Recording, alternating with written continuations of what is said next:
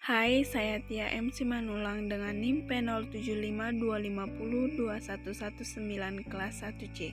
Di video kali ini kita akan belajar mengenai interaksi obat.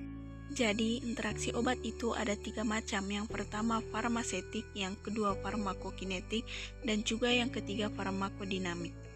Yang pertama kita bahas adalah farmasetik. Interaksi farmasetik itu adalah interaksi obat dengan obat lainnya sebelum obat itu digunakan oleh seseorang. Jadi sebelum obat itu masuk ke dalam tubuh. Contoh kasusnya, misalnya ada obat A dan obat B. Kedua obat ini injeksi, ingin diberikan bersamaan. Nah, ketika dicampur obat A dan obat B, ternyata terbentuk endapan. Nah, dapat disimpulkan bahwa ada interaksi farmasetik antara obat A dan obat B. Lalu bagaimana dengan solusinya? Solusinya adalah kedua obat tersebut tidak boleh dicampur. Jadi karena tadi obatnya injeksi, maka harus diberikan dalam IV line yang berbeda. Dan sebelum diadministrasikan ke dalam IV line-nya, maka IV line itu harus dibilas terlebih dahulu untuk memastikan tidak ada sisa obat A ataupun obat B yang tertinggal, sehingga nanti kalau ketemu maka akan terbentuk endapan. Nah, untuk interaksi yang kedua adalah interaksi farmakokinetik. Farmakokinetik itu proses obat itu masuk ke dalam tubuh, maka tubuh akan memprosesnya, yang terdiri dari absorpsi, distribusi, metabolisme, dan ekskresi. Interaksi farmakokinetik itu bisa terjadi di tahap-tahap itu tadi, bisa terjadi di tahap A, D, M, ataupun E. Bila terjadi di tahap A atau absorpsi, misalnya aja antasida. Seseorang menggunakan antasida. Setelah menggunakan antasida, dia menggunakan obat lain. Nah, seperti yang kita ketahui, antasida itu akan menghalangi absorpsi semua obat karena dia akan melapisi dinding lambung. Maka dari itu, obat B nanti tidak bisa bekerja karena terhalang absorpsinya antasida tadi.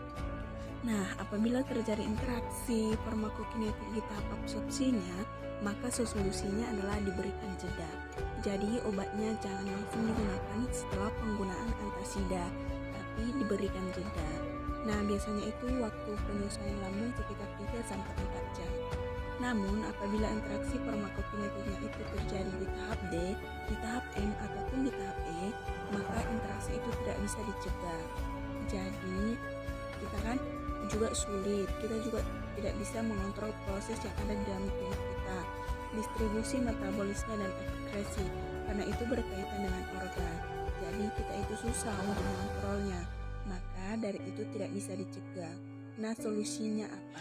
Karena tidak bisa dicegah, solusinya adalah yang kita lakukan hanya memonitoring efek dari obat tadi. Nah, interaksi yang terakhir itu ada interaksi farmakodinamik. Jadi, interaksi ini tuh berkaitan dengan efek obat di dalam tubuh. Biasanya terkait dengan penghambatan indivisi dari enzim pemetabolisme di hepa. Interaksi ini juga nggak bisa dicegah. Jadi, apa yang bisa dilakukan? Ya, solusinya hanyalah kita memonitoring efek dari obat-obatan itu. Contoh interaksi farmakodinamik yang sering kita dengar adalah sinergisme obat. Jadi apabila obat A dan obat B digunakan, maka efeknya akan sinergis. Nah, itulah salah satu contoh dari interaksi farmakodinamik. Contoh cara kerja kapsul dalam tubuh. Pada tahap yang pertama, kapsul yang ditelan akan didorong menuju lambung melewati esofagus. Selanjutnya, kapsul yang telah berada di lambung perlahan-lahan akan melarutkan cangkangnya dan membebaskan zat aktifnya.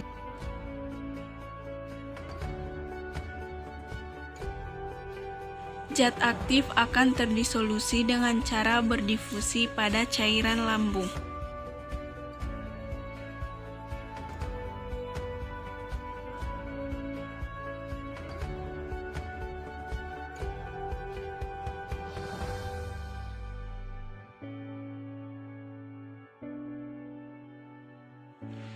Zat aktif yang telah terdisolusi ini selanjutnya akan menuju usus halus, di mana pada permukaan usus halus terdapat mukosa yang mengandung silia-silia yang berfungsi sebagai tempat penyerapan.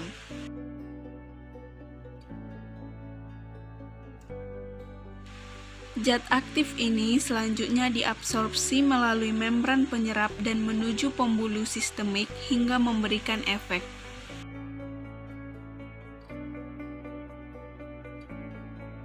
Demikian video dari saya, sekian dan terima kasih.